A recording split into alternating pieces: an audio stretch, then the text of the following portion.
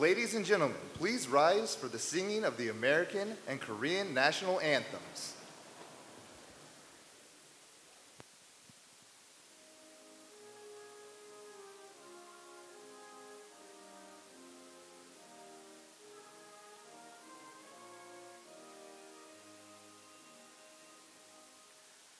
동해물과 백두산이 마르고 닳도록 하느님이 보호하사 우리나라 만세. 무궁화 삼천리 화려강산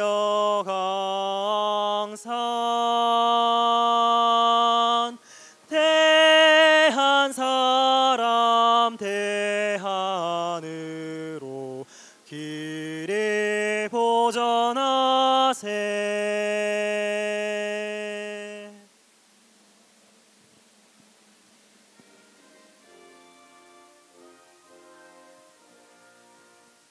Oh, say, can you see by the dawn's early light what so proudly we hailed at the twilight's last gleaming, whose broad stripes and bright stars through the perilous fight o'er the ramparts we watched were so gallantly streaming, and the rocket's red glare, the bombs bursting in air, gave proof through the night that our flag was still there.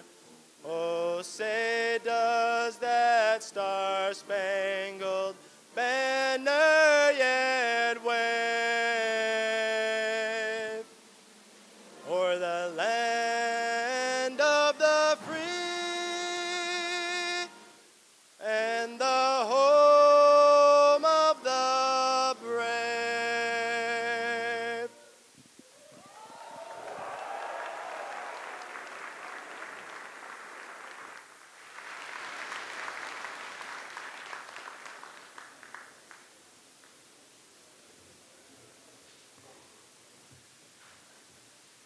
How about those singers, huh? Oh! All right, it's my privilege to come up here and introduce the guy who gets to introduce our Commander-in-Chief. How about that? Specialist Courtney Newby. One of our own, that's right, one of our own out of 8th Army, stationed here. He's stationed here with his wife Shannon, their daughter Ty, comes out of Danville, Virginia. We got any Virginians out there? He's a combat veteran. Came out of the 3rd Battalion, 7th Infantry, Cotton Balers by God, was a Bradley gunner, rifleman, was hurt in the fight, now is an HR specialist with us here. Who, when he comes up here and he does his job, let's make sure we greet him when he comes up here, and let's make sure we send him off in a big way. You guys ready for him? Watch this movie. I get a drum roll or something?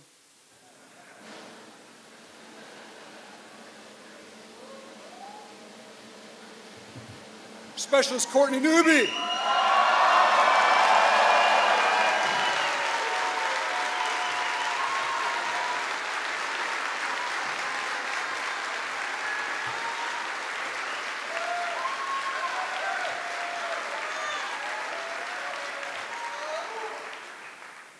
Soldiers, sailors, airmen, Marines, Department of Defense civilians, and family members of the Combined Forces Command and United States Forces Korea. I'm Specialist Courtney Newby. Today is a special day for all of us in the military family. Every November the 11th, we pay tribute to our veterans, the men and women who paid the ultimate price for freedom and those who still fight for sacrifice and our liberties. This room is filled with my fellow veterans who know what it means to make those sacrifices and to serve our country. So we're especially honored to spend this Veterans Day with our Commander-in-Chief. Ladies and gentlemen, it is my distinct privilege to introduce the President of the United States, Barack Obama. Please give him a warm welcome while welcoming the Illinois Congress.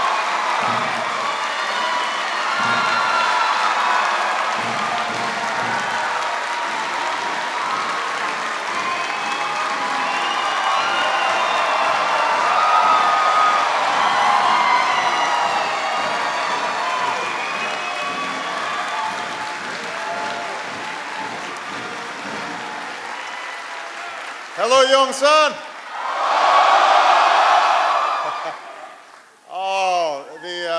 It is wonderful to be here. Give another round of applause to Army Specialist Courtney Newby for the great introduction.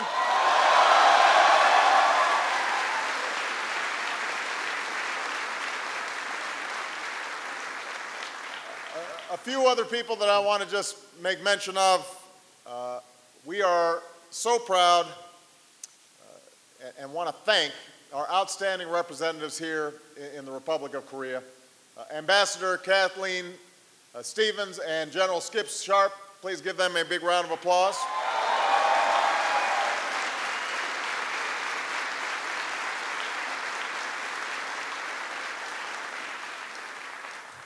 A former colleague of mine in the Illinois State Senate, who is now a congressman from the great state of Illinois, Peter Roscom, is with us here today, so give him a big round of applause. Where's Peter? Where is he? There he is up there. And our great friend and ally from the Republic of Korea is here. General Young is here. Give him a big round of applause. Deputy Commander, Combined Forces.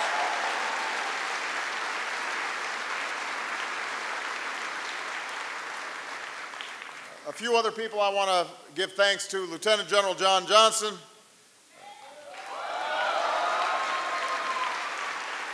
Command Sergeant Major Robert Wisenreed,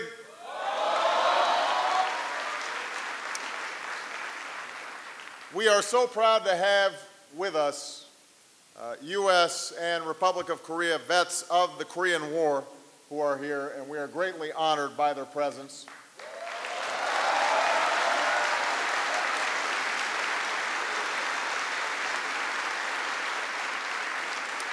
And I want to make special mention of one of them, Congressional Medal of Honor recipient Hector Cafarata, Jr. Please give him an extraordinary round of applause.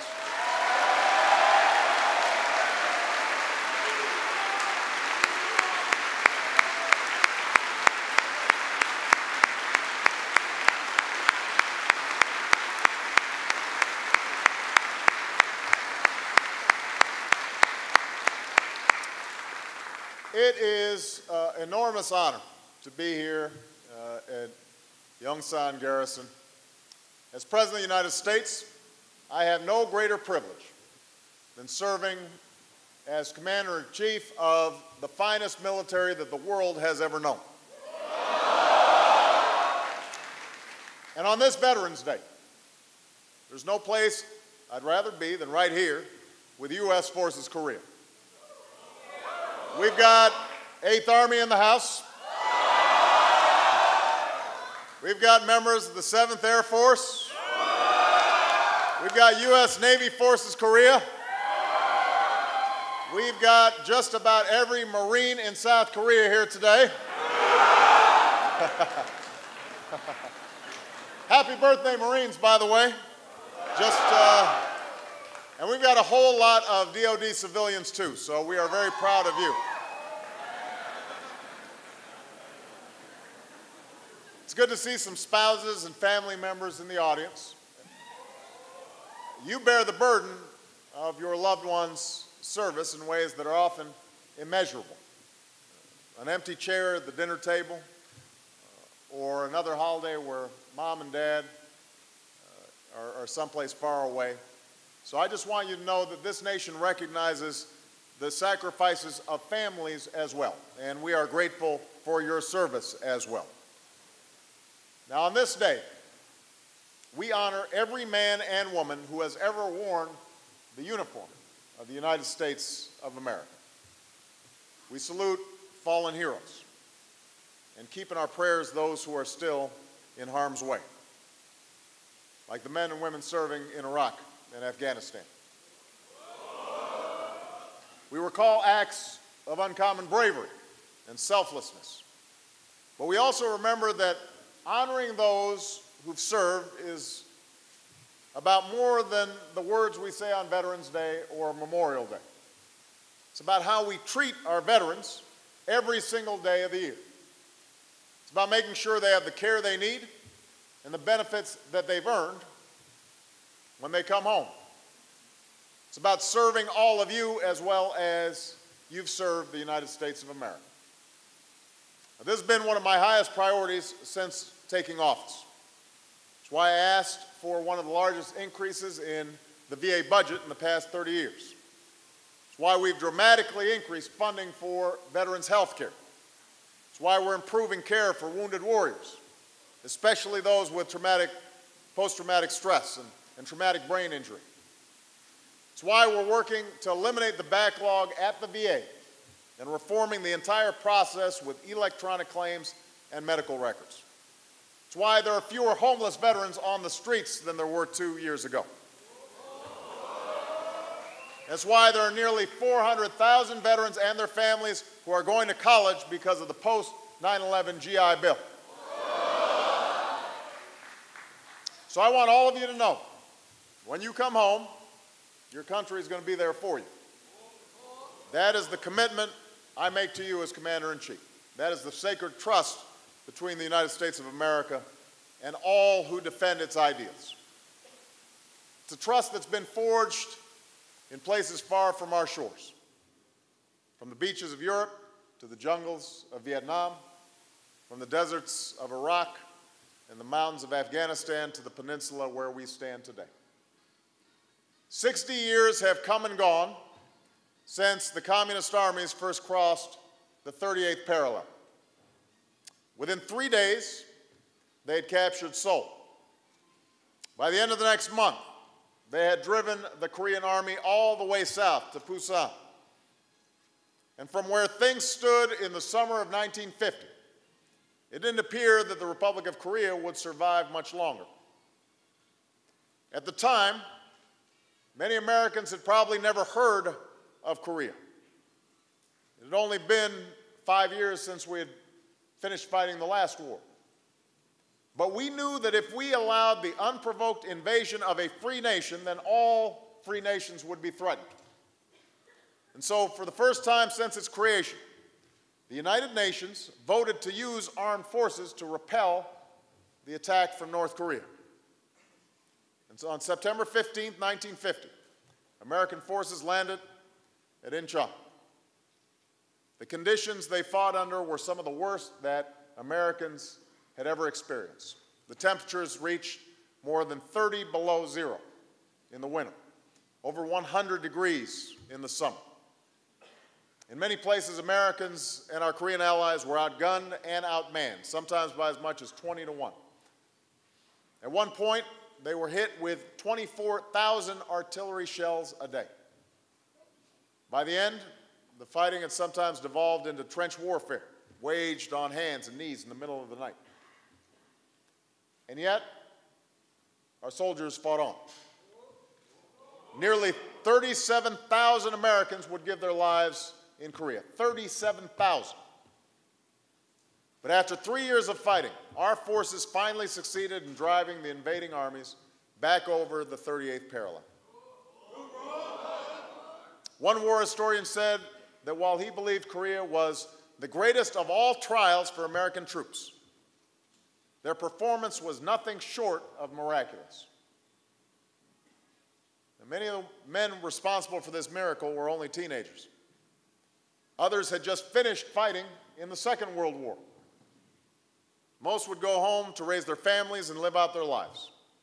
And 62 veterans of the Korean War have returned to be with us here today.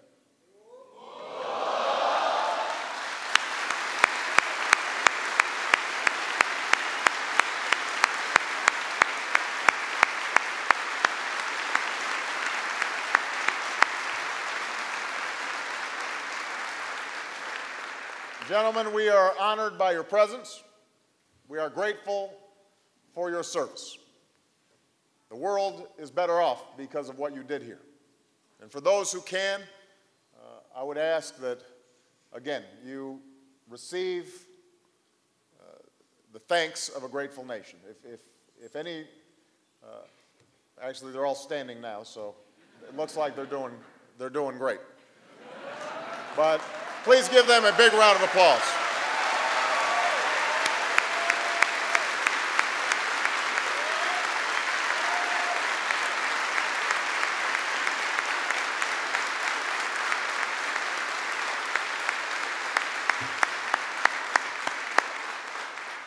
I also want to recognize the Korean soldiers who battled side by side with our own.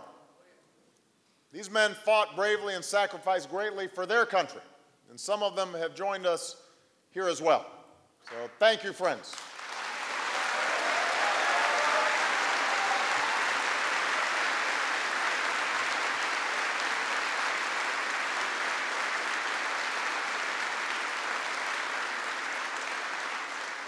Kachi kapsida.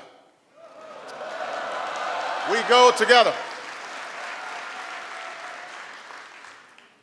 The veterans who have traveled here today saw battle at the Incheon Landing and the Busan perimeter. They survived the bloodshed at Heartbreak Ridge and the ambush at Chosin Reservoir. At one point in that battle, the enemy tossed a grenade into a trench where multiple Marines lay wounded. And that is where Private Hector Cafarata ran into that trench, picked up that grenade, and threw it back. It detonated in his hand and severely injured his arm.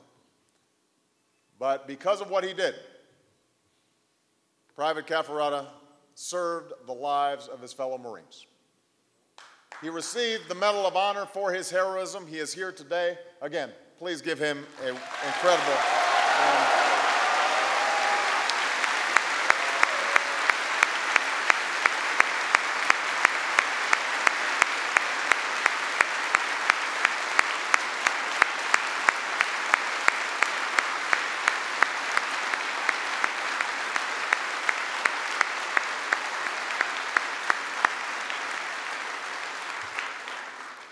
Each of these men served their nation with incredible courage and commitment. They left their homes and their families and risked their lives in what's often been called the forgotten war. So today we all want you to know this. We remember. We remember your courage. We remember your sacrifice. The legacy of your service lives on in a free and prosperous Republic of Korea. Now, real change comes slowly. Many people don't live to see the difference they've made in the lives of others. But for the men and women who have served on this peninsula, all you have to do is look around. Whether you're a veteran who landed in 1950 or one of the Youngsan troops today, the security you've provided has made possible one of the great success stories of our time. There are Koreans who can still remember when this country was little more than rice paddies and villages that would flood during monsoon season. Not 2 generations later, highways and skyscrapers line the horizon of one of the most prosperous, fastest growing democracies in all of the world. That progress has transformed the lives of millions of people. And you should know, one of these people is a man who went from grinding poverty to the presidency of this country. When I visited last year, I had lunch with President Lee, who I'll be seeing later today, and he shared with me his story of what it was like growing up poor as a child in Korea. And he said, "I hope the American people understand how grateful we are for what you've done, because we would not be the strong, prosperous nation we are were it not for the sacrifices made by the men and women of the United States military." That's from the president of this country. Because the Korean War ended where it began geographically, some ended up using the phrase "die for a tie" to describe the sacrifices of those who fought here. But as we look around in this thriving democracy and its grateful, hopeful citizens, one thing is clear: this was no tie. This was victory. This was a victory then, and it is a victory today. And 60 years later, a friendship that was forged in a war has become an alliance that has led to greater security and untold progress, not only in the Republic of Korea, but throughout Asia. That is something that everyone here can be extraordinarily proud of. Now, it's also a reminder of what still lies on the other side of the 38th parallel. Today, the Korean Peninsula provides the world's clearest contrast between a society that is open and a society that is closed, between a nation that is dynamic and growing and a government that would rather starve its people than change. It's a contrast that's so stark you can see it from space, as the brilliant lights of Seoul give way to the utter darkness of the north. This is not an accident of history. This is a direct result of the path that's been taken by North Korea, a path of confrontation and provocation, one that includes the pursuit of nuclear weapons and the attack on the Chonan last March. And in the wake of this aggression, Pyongyang should not be mistaken. The United States will never waver in our commitment to the security of the Republic of Korea. We will not waver.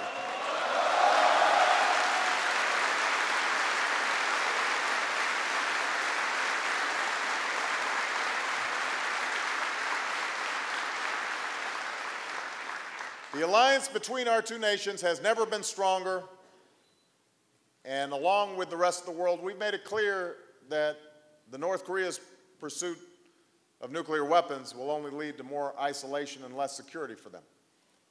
There is another path available to North Korea. If they choose to fulfill their international obligations and commitments to the international community, they will have the chance to offer their people lives of growing opportunity instead of crushing poverty. A future of greater security and greater respect.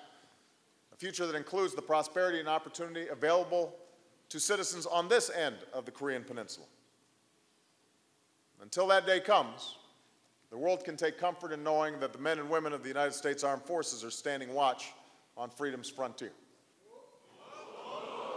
In doing so, you carry on the legacy of service and sacrifice that we saw from those who landed here all those years ago. It's a legacy we honor and cherish on this Veterans Day. At the Korean War Memorial in Washington, there's a plaque right near the inscription that lists the number of Americans who were killed, wounded, missing in action, and held as prisoners of war. And it says, "Our nation honors her sons and daughters who answered the call to defend a country they never knew and a people they never met." A country they never knew and a people they never met. I know of no better words to capture the selflessness and generosity of every man or woman who has ever worn the uniform of the United States of America. At a time when it has never been more tempting or accepted to pursue narrow self-interest and personal ambition, all of you here remind us that there are few things that are more fundamentally American than doing what we can to make a difference in the lives of others. And that's why you'll always be the best that America has to offer the world, and that is why people who never met you, who never knew you, will always be grateful to the friend and ally they found in the United States of America. So thank you for your service. May God bless you, and may God bless the United States of America. Thank you very much. Thank you. Thank you.